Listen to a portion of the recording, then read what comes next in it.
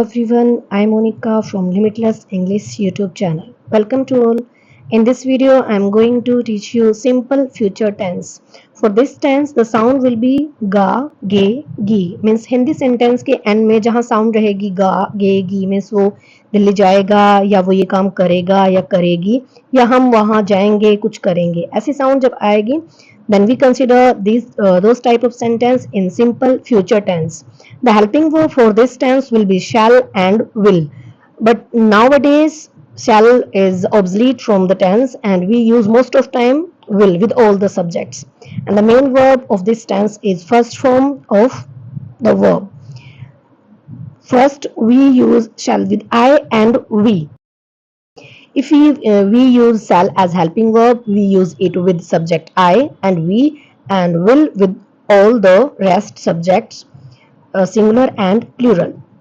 But nowadays, as I told you, no trend of using shall. The sentence structure of this tense will be affirmative sentence, subject, then shall will. These are the helping verb of this tense, then main verb first form and then object. For negative sentence, the use of not with helping verb, subject, then shall will, plus not, then first form, and then object. And interrogative sentence, the interrogative means helping verb before subject, then first form, then object, and question mark. It's very important. And let's see some examples. He will sing a song on the annual day function. Means ये decide हुआ है या फिर सोचा गया है कि जो एनुअल डे फंक्शन है उस पर वो गाना गाएगा. Ram will not write notice tomorrow. कल राम नोटिस नहीं लिखेगा. Will he deliver a speech on independence day. क्या वो इंडिपेंडेंस डे पे स्पीच डिलीवर करेगा या जो स्पीच है वो देगा. The simple future tense is used to indicate an action that is yet to take place. हम ये भी कह सकते हैं कि इंट्रोडक्शन में कि जो simple future tense है उसका यूज उन एक्शंस के लिए भी हो सकता है that is yet to take place, जो होने ही वाले हैं. ऐसे वर्क के लिए फिर ऐसे एक्शंस के लिए हम इंडिकेशन दे सकते हैं. Now uses. First use, I use here some Hindi and English like bilingual method. उन फ्यूचर के एक्शंस के लिए जो फ्यूचर में होने ही हैं और अटल हैं, means that completely we can say decided and not avoided और we can say inevitable, means जिनको हम टाल ही नहीं सकते उनके लिए. For example I shall be 20 next week. Means suppose next week birthday आने वाला है और 20 ईयर्स के होने वाले हैं. ऑब्वियसली 19 के तो हो ही नहीं सकते, तो उन एक्शंस के लिए जो अटल है. Second, the prime minister will unfurl the flag on 15th August. As we know कि 15th अगस्त को जो प्राइम मिनिस्टर हैं वो फ्लैग अनफर्ल करते हैं. ये भी एक अटल है, ऐसा तो है नहीं कोई और आके ऐसा कोई काम करेगा. So that's for this. B is the first form and I के साथ shall का यूज हुआ है. With these two signs we can say use of simple future tense. In the second sentence also will the helping verb and unfurl ferana means first form. Second use for this tense is to describe things that will happen as a regular phenomenon or as a habitual thing. जो किसी habit के तौर पे देखी गई है कि हाँ ये तो वो काम करेगा, ये तो उसकी हैबिट है. For example the made will come in the evening, की जो मेड है वो शाम को आएगी. ये उसका रूटीन है, डेली का रूटीन है. वो अपनी हैबिट के अकॉर्डिंग या अपने इस काम के अकॉर्डिंग वो शाम को ही आती है. Use number 3, for those future actions which we expected to happen. उन एक्शंस के लिए जिनको हमने एक्सपेक्ट किया कि हाँ ये तो होने वाले हैं. Such sentence start with expected है, that's why these type of sentence start with I think, I am sure, I believe और I hope. Let's see examples. I'm sure I will get 95 marks this year. ये expected है कि means जितनी preparation की गई है या hard work किया गया है उसके अकॉर्डिंग 95% एक्सपेक्टेड है. That's why I am sure इससे स्टार्ट हुआ है, but will and the first form show the use of simple future tense. Second example, I think it will drizzle after some time. Means मौसम ऐसा है कि एकदम से बारिश का मौसम लग रहा है तो कह सकते हैं कि हाँ हल्की बारिश अभी हो सकती. आई थिंक मीन्स ये भी एक्सपेक्ट किया जा रहा है.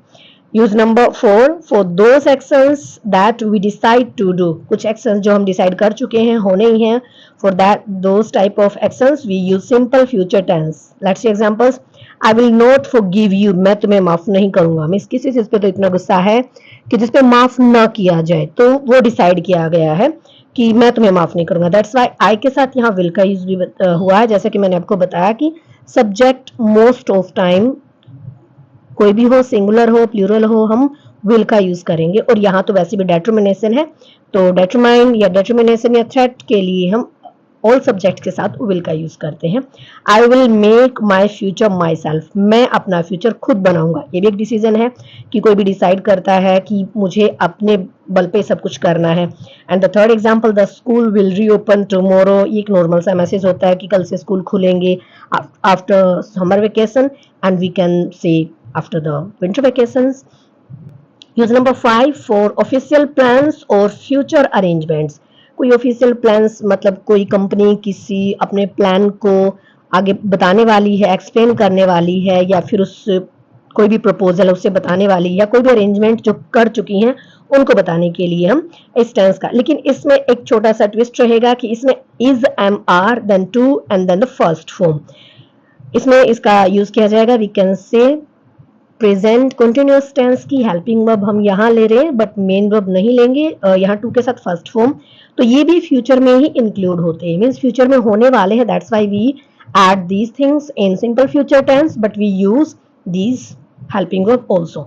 For example, the PM to visit USA, जो पीएम है वो विजिट करेंगे यूएसए का। This type of sentences you can see in the newspaper, and most of time news has some short sentences with full meaning. Means ये जो sentences होते हैं ये न्यूज़पेपर में पब्लिश होते हैं, और उनमें सारी जो ग्रामेटिकल प्रोसेस होती है वो इतनी डिटेल में नहीं दिखाई जाती। Note is, am, are often not written in headlines. As I told you, headlines में इज, एम, आर ये यूज करना जरूरी नहीं समझते, बस इसके अकॉर्डिंग आपको बता देते हैं। With this we complete rule number 5, and the next is rule number 6. Will is also used when we decide to do something at the time of speaking. Means अगर जब हम बात कर रहे हैं या फिर कोई काम उस टाइम जिस टाइम कंटिन्यू हो रहा उसी टाइम कुछ करने का डिसाइड किया जाए, तो I will bring you some water for you, I will bring some water for you. अगर कहा जाए कि कोई काम कर रहा है कि आपको किस चीज की नीड है, कि हाँ मैं लेके आऊंगा आपके लिए पानी। We will look after your pet well, हम आपके पेट की अच्छे से देखभाल करेंगे। All these things, and there are some extra things. Future time adverbs are, there are some adverbs that show the use of simple future tense: tomorrow, day after tomorrow, coming time, time to come, next time, etc. These are the adverbs we can use simple future tense in the sentence with these adverbs. I shall build a house next year, मैं घर बनाऊंगा next year. Use of shall will, helping verb and the first form of verb. Next example, what will you do tomorrow, कल तुम क्या करोगे या फिर क्या करने वाले हो। Why will the teacher not appreciate your efforts, क्यों टीचर्स तुम्हारे एफर्ट्स को अप्रिसिएट नहीं करेंगे या नहीं किया उन्होंने। अप्रिसिएट होता है किसी के काम की तारीफ करना, कि आपने अच्छे से एफर्ट्स किए हैं कोई भी काम करने के लिए, तो फिर आपकी अप्रिसिएशन ऑब्वियसली होनी चाहिए। Next example, my brother will come from Bengaluru next week, next week आने वाले हैं। From these examples I will show, I am trying to show these adverb of time to show the future, and we will use simple future tense like shall will, helping verb and first form of verb. Sohan will start a new business from Sunday. Sunday से means decided है कि कुछ करने वाले हैं, next Sunday से ही बोल दिया गया, टाइम को बताया गया है। They will play a cricket match on Monday, means जो टाइम है वही इसमें शो किया गया। I shall write to her next week, write means लिखना भी होता है, और राइट अ लेटर मीन्स वो लेटर लिखना भी होता है। We can use the first form here, helping verb shall and verb is first form. I write so many examples because in English grammar there is so urgent need to read the examples, and through examples we can understand all these things easily. I hope आपको video अच्छी लगी होगी। अगर video आपको helpful लगे तो video को like करना, share and subscribe the channel. Thank you.